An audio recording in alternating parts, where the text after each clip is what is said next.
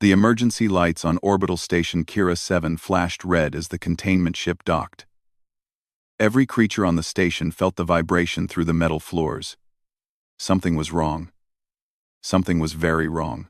Kang Tae-ho stood near the docking bay with the other crew members. He was a xenobiologist from Earth, a man of 32 years who had spent his whole life studying animals.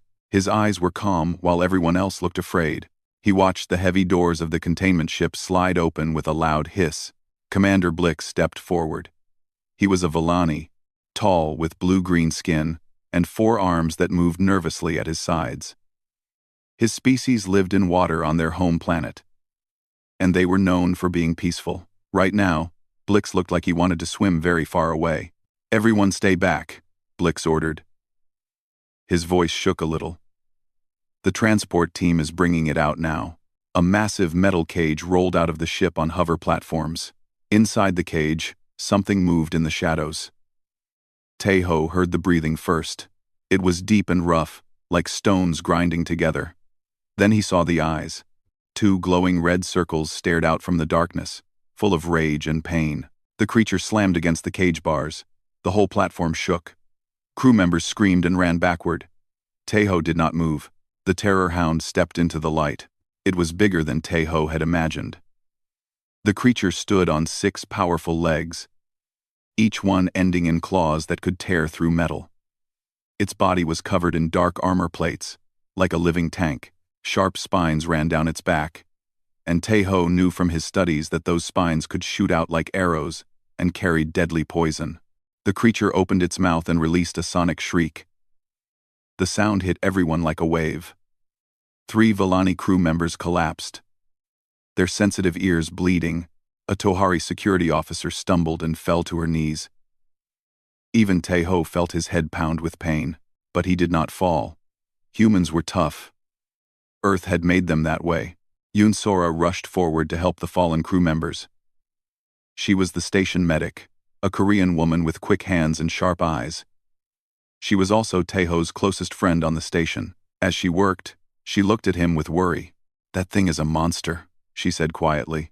Tae-ho watched the Terror-Hound throw itself against the cage again. Its red eyes were wild. Its whole body shook with fury. But Tae-ho saw something else too. Something the others missed. Fear. The creature was afraid. Commander Blix called a meeting in the command center. The Terror-Hound was placed in a reinforced containment cell deep in the station's lower levels. Security cameras showed it pacing back and forth, never resting, never stopping. "The Galactic Council has ordered us to study this creature," Blix announced. His 4 hands were pressed flat on the table to stop them from shaking. "It was found on Carveth 9 after a volcanic event destroyed its territory. It is the only survivor of its pack." Rena, the head of security, made a clicking sound with her mandibles. She was Tohari, an insectoid species with compound eyes that saw in many directions at once. Her voice was cold and sharp. "Terror-Hounds cannot be contained," she said. "This one already killed 2 handlers on the transport ship. We should terminate it now before it kills more." "The Council wants it studied first," Blix replied. "We have 5 cycles to find a way to control it. If we fail, then..." He did not finish the sentence. Everyone knew what he meant. Tae-ho raised his hand. "May I see the transport report?" Blix nodded and sent the file to his screen. Tae-ho read it carefully. The Terror-Hound had been captured using electric nets and sedation gas. The handlers had approached it with shock weapons and restraint tools. Each time, the creature had attacked. "It was not attacking," Tae-ho said slowly. "It was defending itself." Rena's many eyes turned toward him. "What difference does that make?"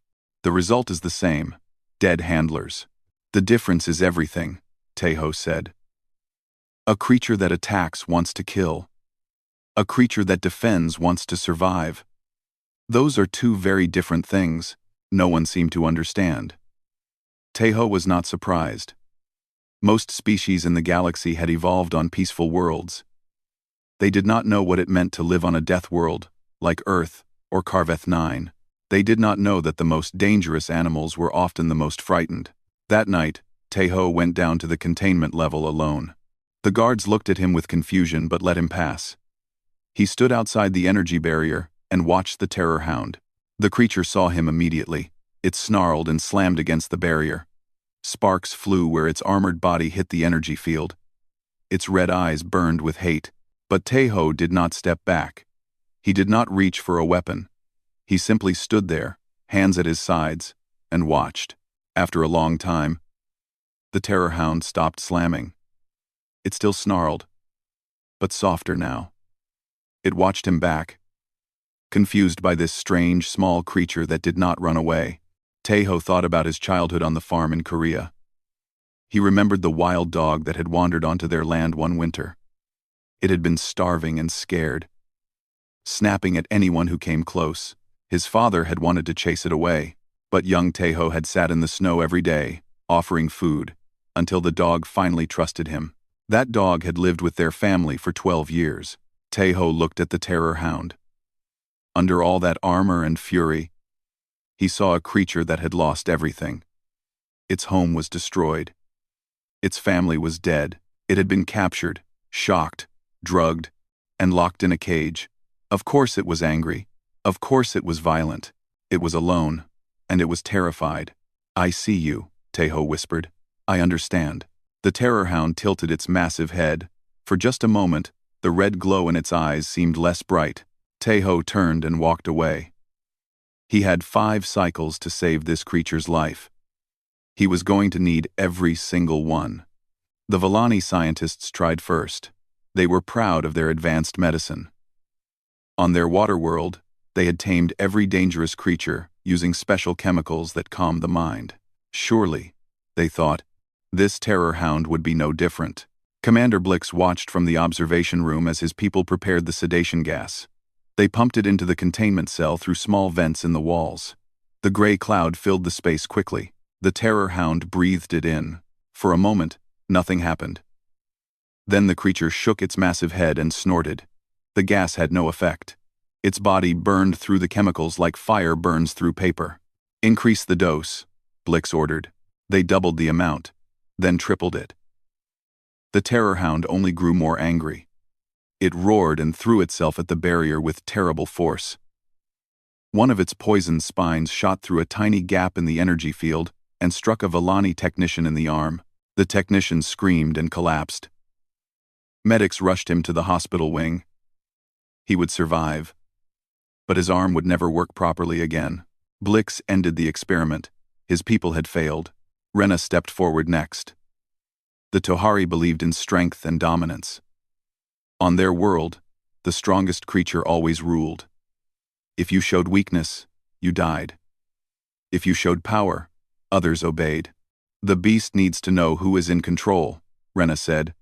Her compound eyes gleamed with confidence. "We will teach it." Her security team set up powerful lights around the containment cell. They flashed them in patterns meant to overwhelm the creature's senses. They played loud sounds through speakers. They made themselves look bigger using holographic projectors.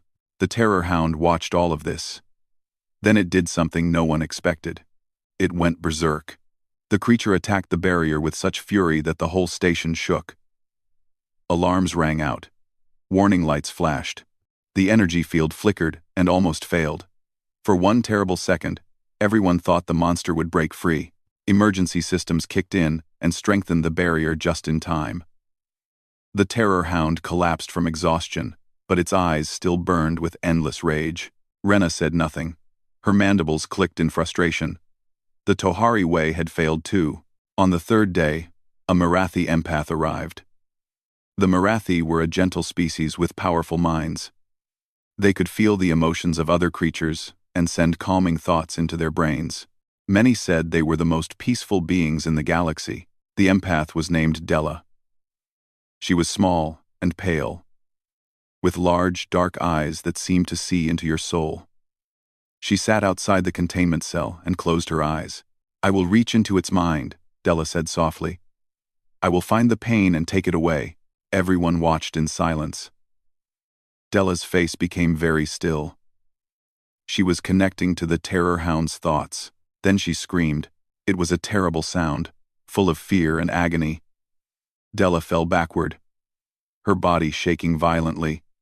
Her large eyes rolled back in her head. Blood ran from her nose. Medics carried her away. Later, she would describe what she felt inside the creature's mind. She called it a storm of fire and teeth. A hurricane of grief and rage that nearly tore her mind apart. The Mirathi way had failed, worst of all. After this, no one else volunteered to try. The crew gathered in small groups and talked in quiet voices. Everyone agreed on the same thing. The Terror-Hound was broken. Its brain was wired for destruction. It could never be peaceful. The only solution was death. Taeho listened to all of this but said nothing. He spent his time outside the containment cell, sitting on the cold metal floor with a tablet in his hands. He was reading research papers about terror-hounds. He was watching the creature's behavior. He was thinking. Sora found him there on the 4th day. "Everyone thinks you have gone crazy," she said, sitting down beside him. "You just sit here doing nothing, while that thing tries to kill you through the barrier." Taeho smiled slightly. "I am not doing nothing. I am waiting." "Waiting for what?" "For it to get tired of being afraid." Sora looked at the Terror-Hound. It was pressed against the far wall of its cell, watching them with those red eyes. Its spines were raised. Its muscles were tight. It looked ready to attack at any second. "It does not look tired to me," she said. "Look closer," Taeho replied. "When was the last time it slept?" Sora thought about this. She pulled up the security recordings on her medical tablet. The Terror-Hound had been in captivity for many days now. In all that time, it had never once closed its eyes. It had never rested. It simply paced and snarled and attacked the barrier over and over. "It is exhausted," Sora whispered. "It is running on pure fear." "Yes," Taeho said. "And do you know what happens when a frightened animal finally feels safe? It sleeps, it eats, it calms down." He paused. "On Earth, we learned this thousands of years ago. We took wolves, the most dangerous predators in our forests, and we made them our friends. We did it not with weapons or drugs or mind control. We did it with patience." Sora stared at him. "You think you can do that with this thing? I think everyone has been treating it like a monster. Maybe someone should try treating it like an animal that lost its family and just wants to feel safe again." The next morning, Taeho went to Commander Blix. There was only one cycle left before the Galactic Council's deadline. One day before the Terror-Hound would be killed. "I want solo access to the containment wing," Taeho said. "No guards, no cameras. Just me and the creature." Blix's blue-green face turned pale. "That is suicide. You saw what happened to the others. The others used force. I will use something different." "What?" Taeho thought about the word. There was no exact translation in the galactic common language. On Earth, they called it compassion. They called it empathy. They called it the thing that made humans reach out to suffering creatures instead of running away. "Trust," he finally said. "I am going to show it that not everyone wants to hurt it." Blix was silent for a long time.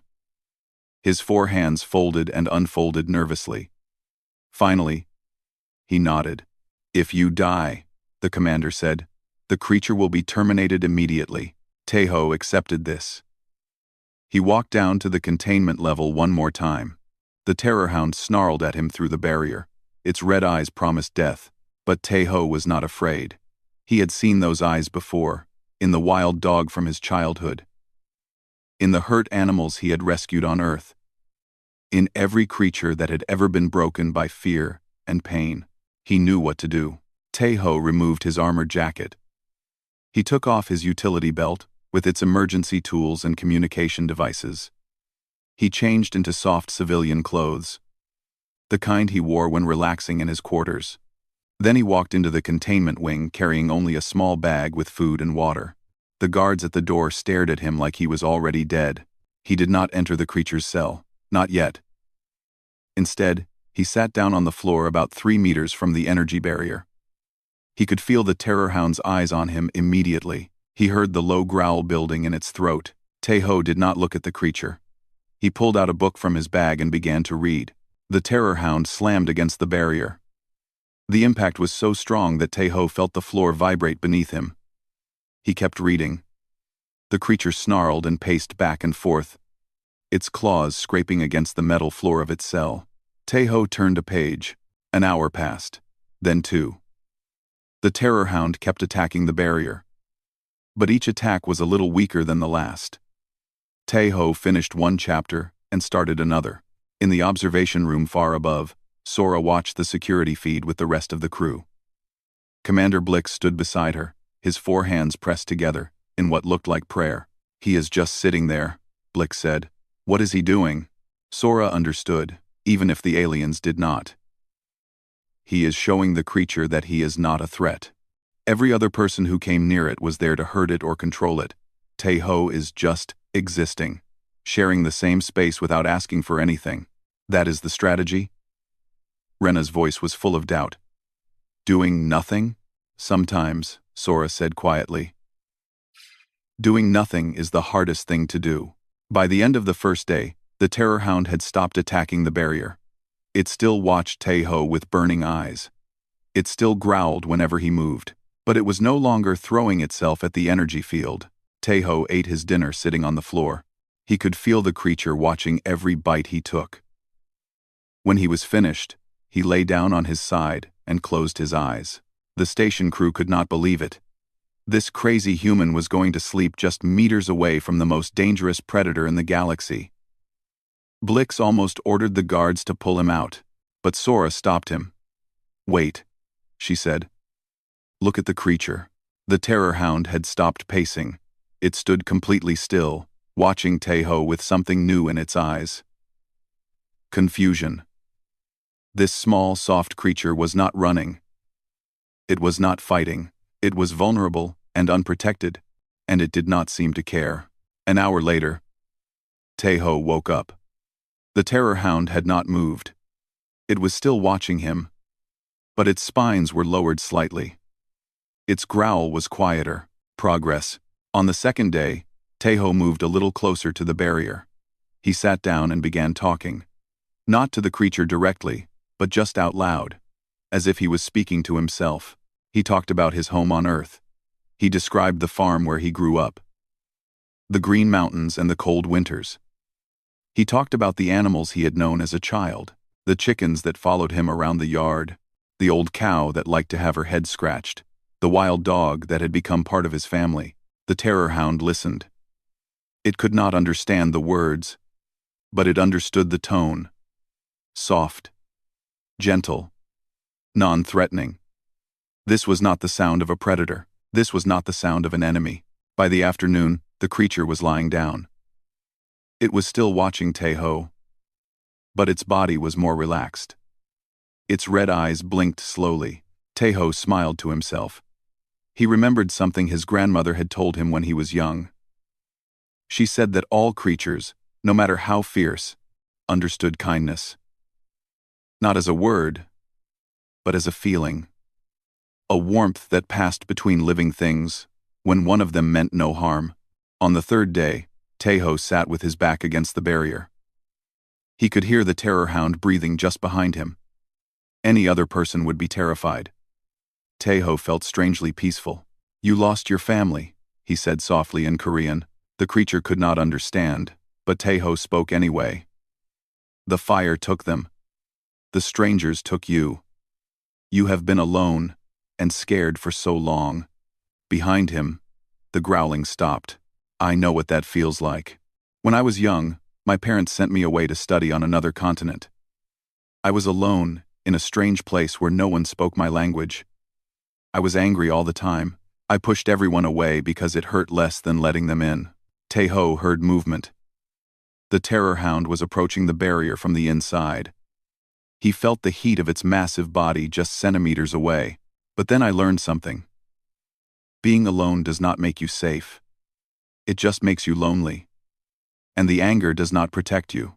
It just keeps everyone away until you forget how to let them close. He slowly raised his hand and pressed his palm flat against the energy barrier. The field hummed softly against his skin. For a long moment, nothing happened. Then, very slowly, The Terror-Hound pressed its snout against the barrier on the other side, right where Taeho's hand was. In the observation room, Sora gasped. Tears ran down her face, though she did not know why. The creature was not attacking. It was not snarling. For the first time since its capture, it was reaching out. Taeho stayed perfectly still. His heart was beating fast, but he kept his breathing calm. He could feel the creature's breath through the barrier, hot and heavy. "You are tired," he whispered. "You have been fighting for so long. It is okay to rest now. I am not going to hurt you." The Terror-Hound made a sound. It was not a growl or a roar. It was something softer, deeper, almost like a sigh. Then, right there against the barrier, the creature closed its eyes.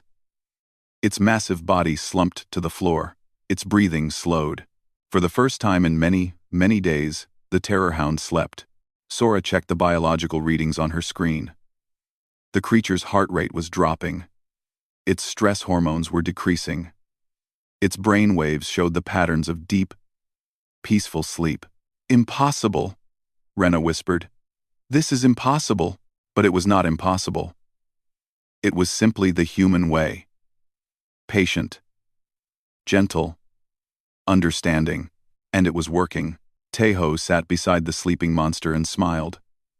Tomorrow, he would ask Commander Blix to lower the barrier. Tomorrow, he would step inside the cell and meet the creature face to face. Tomorrow would decide everything. The morning of the final day arrived. Taeho stood outside the containment cell as the entire crew gathered in the observation room above. Every screen on the station showed the same image. A small human in soft clothes facing a creature that could kill him in seconds. Commander Blix's voice came through the speakers. "Taeho, are you certain about this? Once I lower the barrier, we cannot raise it again quickly enough to save you if something goes wrong." Taeho looked up at the observation window. He could see Sora standing there, her hands pressed against the glass. Her face was pale with worry. "I am certain," he said. Blix hesitated for a long moment. Then he gave the order. The energy barrier flickered and disappeared with a soft hum. Nothing separated Taeho from the Terror-Hound now. The creature was awake. It had been watching him since dawn, those red eyes following his every movement. When the barrier fell, its head lifted. Its muscles tensed. Every spine on its back rose like warning flags. Taeho did not move. He stood perfectly still, his hands open at his sides, showing that he carried no weapons. The creature could smell him now. Its nostrils flared as it took in his scent. In the observation room, Rena had her weapon aimed at the creature through a targeting system. One wrong move, and she would fire. Every guard on the station was ready. Taeho took one step forward. Then another. The Terror-Hound rose to its full height. Standing on its 6 legs, it was almost twice as tall as the human. Its armored body blocked out the light. Its claws dug into the metal floor, leaving deep scratches. Taeho kept walking. His heart was pounding so hard he could hear it in his ears. But he did not let his fear show. Animals could smell fear. They could sense it in the way you moved, the way you breathed. If Taeho showed weakness now, everything would be ruined. He stopped about 2 meters from the creature. Then he did something that made everyone gasp. He knelt down. On his knees, Taeho was even smaller. He was putting himself in the most vulnerable position possible. If the Terror-Hound attacked now, he would have no chance to run or fight. He reached into his pocket and pulled out a small container. Inside was nutrient paste, the same food the crew had been trying to feed the creature through automated systems. The Terror-Hound had refused to eat for days. Taeho opened the container and held it out in his open palm. The creature stared at him. Its red eyes moved from his face to the food to his face again. Taeho could see the conflict in those eyes. Hunger fighting against fear. Need fighting against distrust. Minutes passed. Taeho's arm began to ache from holding it out. But he did not move. He waited. Finally, slowly, the Terror-Hound lowered its head. It took one step toward him. Then another. Taeho could feel the heat coming off its massive body. He could see every scar on its armored hide, Marks from battles and captures and suffering. The creature sniffed his hand. Its breath was hot and smelled of iron. Then, very gently, it ate the food from his palm. In the observation room, someone started crying. Taeho did not know who. He was too focused on the creature in front of him. When the food was gone, the Terror-Hound lifted its head. It looked at Taeho with those red eyes, and he saw something change. The rage was still there, buried deep. But on the surface, there was something new, curiosity. The creature leaned closer and sniffed his face. His hair. His neck. Taeho held perfectly still as the monster's massive head moved around him, taking in his scent from every angle. Then he saw it. Behind the creature's ear plates, there was damaged tissue. The scales were cracked and swollen. Dried blood stained the darker skin underneath. This was where the creature had been hurting itself, slamming against the containment barrier over and over. Without thinking, Taeho raised his hand and gently touched the wound. The Terror-Hound froze. Every muscle in its body went rigid. Its spines rose sharply. For one terrible second, Taeho thought he had made a fatal mistake. Then he began to scratch. Softly, carefully. His fingers moved in small circles around the damaged area, avoiding the wound itself, but touching the sensitive skin nearby. The creature made a sound. It was unlike anything the crew had ever heard from a Terror-Hound. It was not a growl or a roar or a shriek. It was deep and rumbling, like distant thunder, but somehow soft, somehow warm. The Terror-Hound was purring. Its massive body relaxed, its spines lowered, its red eyes half closed with pleasure. The creature leaned into Taeho's hand, pressing against his palm like a cat asking for more attention. Taeho laughed. He could not help it. This creature that had terrified an entire galaxy was melting under his fingers, like a happy puppy.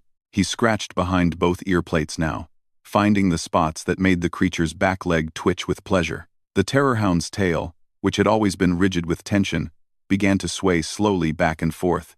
In the observation room, Commander Blix sat down heavily. His 4 hands were shaking. "This is not possible," he whispered. "This cannot be happening." Sora wiped tears from her eyes. "Humans did this on Earth," she said. "Thousands of years ago. They took wolves, wild killers with teeth and claws, and they turned them into dogs. Our best friends. Our family." Rena lowered her weapon. Her compound eyes could not look away from the screen. "We thought the stories were myths," she said. "We thought humans exaggerated." "We did not exaggerate," Sora replied. "If anything, we undersold it." Down in the containment cell, the Terror-Hound had completely relaxed. It was lying on the floor now, its massive head in Taeho's lap. Its eyes were closed. Its purring filled the room like gentle music. Taeho stroked the creature's armored snout. He thought about what to call it. On Earth, people named their animals. It made them family. He remembered a Korean word from his childhood. Bami. It could mean spring, the season of new beginnings. It could also mean treasure, something precious and valued. "Bami," he said softly. The creature opened one eye and looked at him. Its tail swayed a little faster. "Your name is Bomi." The Terror-Hound, the monster, the beast that had killed handlers and terrified entire species, made a soft sound and closed its eye again. It pressed closer to the small human who had given it something no one else had. Safety, kindness, a name. The Galactic Council had demanded answers. They wanted to know how a human had done the impossible. They wanted to understand what made this species from a small blue planet different from everyone else. Taeho looked down at Bomi sleeping peacefully in his lap. He knew the answer, even if he did not have the words to explain it. Humans did not see monsters.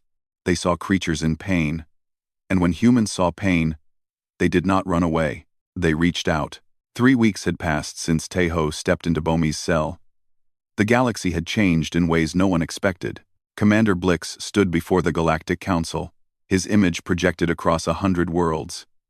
Behind him, a video played on loop. It showed a Terror-Hound, the most feared predator in known space, following a human through a space station like a loyal dog. The creature's tail swayed happily.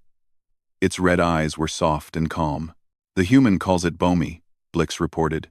The creature responds to its name. It eats from his hand. It sleeps outside his quarters every night. When other crew members approach too quickly, it growls in warning. But it does not attack. It protects. The council members murmured among themselves. A Villani elder spoke first. How is this possible? Our scientists said Terror-Hounds were neurologically incapable of bonding. Your scientists were wrong, Blix replied. The creature was not incapable. It was traumatized. It had lost its entire pack. It was alone, afraid, and surrounded by strangers who wanted to hurt it. The human showed it something different. What did he show it? Blix thought about the answer. He had watched Teho with the creature every day. He had seen the patience, the gentleness, the absolute refusal to give up. He had seen something that his species had no word for. Compassion, he finally said. The human showed it compassion. On Station Kira 7, life had found a new normal. Bomi followed Teho everywhere. When he worked in the laboratory, she lay at his feet. When he ate in the cafeteria, she sat beside his chair and begged for scraps. When he slept, she curled up outside his door like a guardian. The crew had been terrified at first. A Terror-Hound walking freely through the station was like a nightmare come to life. But Bomi never hurt anyone. She growled at people who moved too fast or spoke too loud, but that was all. She was protecting her pack. And her pack, everyone realized, was Teho. Sora had been the second person Bomi accepted. It took time. Sora would sit near Teho during meals, speaking softly, making herself small and non-threatening. After a few days, Bomi stopped growling at her. After a week, she allowed Sora to touch her. After 2 weeks, Sora was allowed to give ear scratches. I never thought I would scratch a Terror-Hound's ears, Sora said one evening. She was sitting with Teho in the observation deck, both of them leaning against Bomi's warm, armored side. My parents are not going to believe this. Teho smiled. On Earth, people keep cats and dogs in their homes. They sleep in our beds. They play with our children. Other species think we are crazy. Maybe you are, Sora laughed. Maybe that is your superpower. News of the human success spread across the galaxy. Other species began sending requests to anthropological study centers. They wanted human consultants for their xenofauna programs. They wanted to understand how Earth's people had developed this strange ability to bond with dangerous creatures.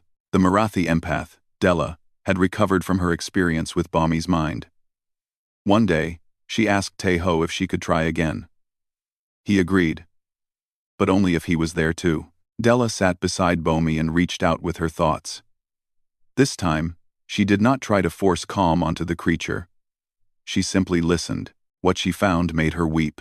She loves you, Della whispered to Teho. Not like food or territory. She loves you like family. You are her pack now. Her alpha. She would die to protect you. Teho placed his hand on Bomi's head. The creature's eyes closed with contentment. I know, he said softly.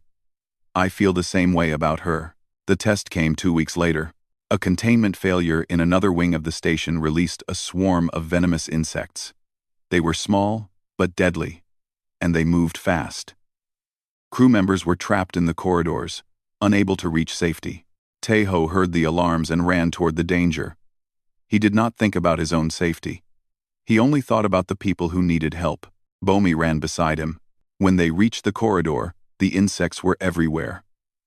3 crew members were huddled in a corner, trying to protect themselves. The insects swarmed around them, looking for gaps in their clothing, searching for skin to sting. Teho rushed forward to help. He pulled off his jacket and used it to swat the insects away from the crew members. But there were too many. He felt a sting on his arm, then another on his neck. Then Bomi roared. The sound was massive, powerful, filled with ancient fury. She charged into the swarm, her armored body crushing hundreds of insects with each step. Her spines fired in rapid bursts, releasing a mist that seemed to confuse and scatter the remaining creatures. She stood over Taeho like a shield, her body taking the stings that would have killed him. The insects could not penetrate her armor. Their poison could not hurt her. Within minutes, the swarm was destroyed. Bomi had saved everyone. Medical teams arrived. They treated the crew members for their stings. Taeho's injuries were minor. He would recover fully. Rena found him in the medical bay later. The Tohari security chief stood awkwardly, her compound eyes unable to meet his. "I wanted to kill her," Rena said. "I told the council she was a monster that needed to be destroyed. I was wrong." Taeho nodded. "You were not wrong to be afraid. She is dangerous. But dangerous and evil are not the same thing. How did you know? How did you know she could be this?" Taeho thought about the question. He thought about Earth, a world of predators and prey, of survival and cooperation. He thought about all the animals that humans had invited into their lives over thousands of years. "On my planet," he said, "we have a saying. Every creature is just a friend you have not met yet. It sounds foolish, I know. But sometimes the foolish things are the truest." That night, Taeho sat in the observation deck with Bomi's head in his lap. Sora sat beside them, her hand resting on the creature's side. Through the window, stars drifted past like scattered diamonds. "The council wants to know what makes humans special," Sora said. "How we can do things no other species can do." "What did you tell them?" Sora smiled. "I told them that humans evolved on a death world, just like Terror-Hounds. We understand each other because we survived the same kind of hell. But more than that, we learned something that other species never had to learn." "What is that?" "That survival alone is not enough. That being strong is not enough.